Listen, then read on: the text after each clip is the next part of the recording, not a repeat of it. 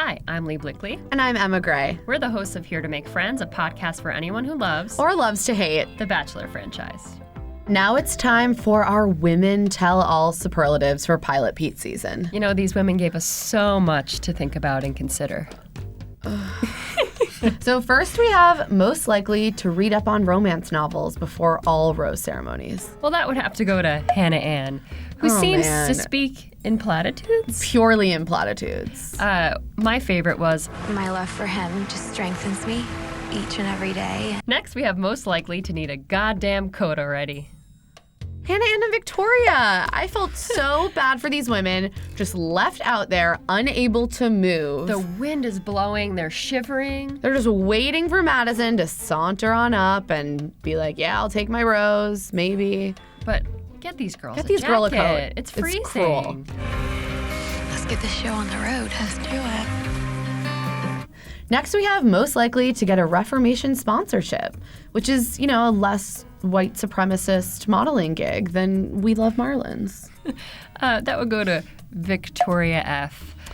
She's just been rocking the Reformation. Outstanding fashion, mostly from Reformation. And I've been very into it. You're the one that caught that Reformation was just all over our screens I'll this recognize season. Those patterns anywhere. I was like, I have a dress in that fabric. Her off-white, slinky, beautiful dress was a stunner to exit.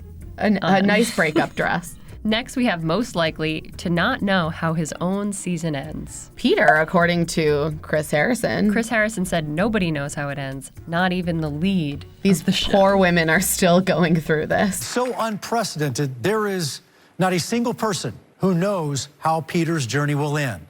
Not even Peter. So we can only assume that, we're going to find out how Peter's journey ends after the final rose special? Yeah, I think so. Next, we have most likely to need a stiff drink and a post-tell-all massage. Chris Harrison. And us, too. And us, yeah. And us, because that was painful. Chris Harrison is trying to moderate all the women just screaming at each other, insults. All right, ladies. I would never say that. Excuse you. You have some nerve to talk. And he looked very bewildered. And I'm sorry, what is that good? As did we at home on our couches when I Chris considered maybe Harrison. turning off the TV. Oh, Chris Harrison. Next, we have least likely to have learned anything post-show. Related to the previous one, all of the women in this cast. I'm weird. It's weird. That's fake. It's not weird. It's fake. You are the fakest person in the house. With possible slight exceptions for Victoria and Kelsey, who we saw take a little bit of responsibility for their behavior. Victoria F seems to have gone to some therapy, which great. Good on her. Look, we should all be in therapy. Yes. Next, we have most likely to need to attend a very intensive conflict resolution seminar. Tammy.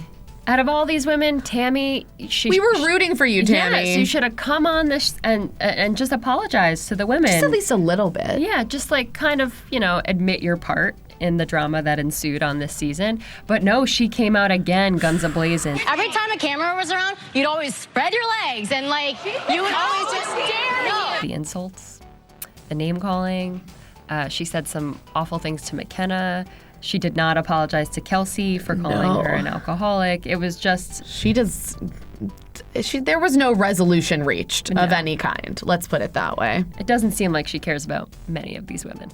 Next, we have least likely to ever miss an opportunity to be back on the Bachelor stage. Ashley I. Ashley I just comes out. She's like, did someone cry? Yeah. Then I'm here. I'm here. I represent all the emotional people that have ever been on this franchise. Thank you for, representing us emotional girls this season.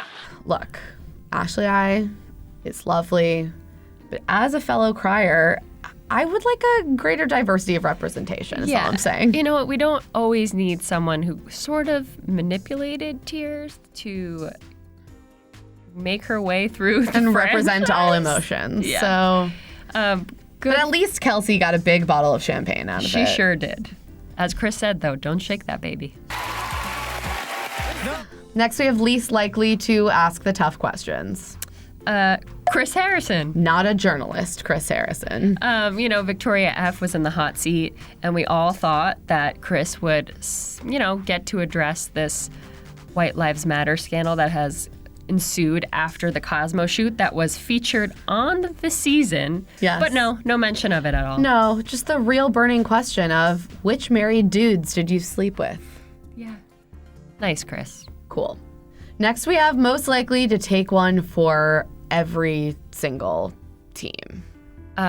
Rachel Lindsay, again, who has kind of been forced into the role of anti-racism lecturer for this franchise. And look, we commend Rachel because if she wasn't going to do it, who else would? I'm sure they would have had someone far less equipped step in. But man, it is really kind of crappy that the one lead of color has to now bear the weight of ushering the franchise into any semblance of understanding racism. Well, I know it's uncomfortable for you to see. Just imagine how uncomfortable it is to get this in your comments and your DMs every day, every week, every month. And you guys, that's just a tip of the iceberg. It was a weird segment, too, to play after all of these women are screaming at each other and insulting each other and treating each other with no kindness. And then they're like, you know what's bad? Bullying. Because they can't even say the word racism. No. So. And next we have our old faithfuls, most likely to win.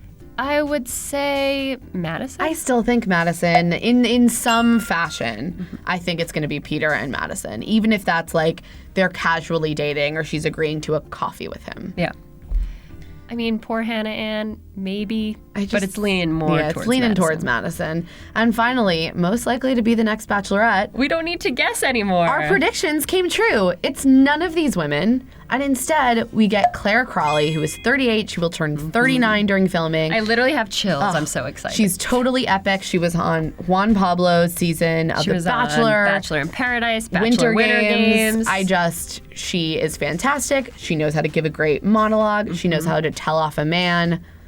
She's had like decades of experience of dating and like real life experience to dig into, and maybe her men won't all be 23. Like, this is very exciting. Great. Just think about the people who will be on this season, the men who've had, you know, maybe a marriage, maybe they've had some children, they've definitely had dating experience, and maybe we can even see some guys in their 40s. It's unbelievable. Fingers crossed. We are so here for this, ABC. And that's it for this week's Here to Make Friends Superlatives. Join us again for more love and snark when we discuss next week's big finale. We're already at the finale. Of The Two-night Bachelor. finale. 2 nights. Until then, you can listen to Here to Make Friends on Apple Podcasts or wherever you listen.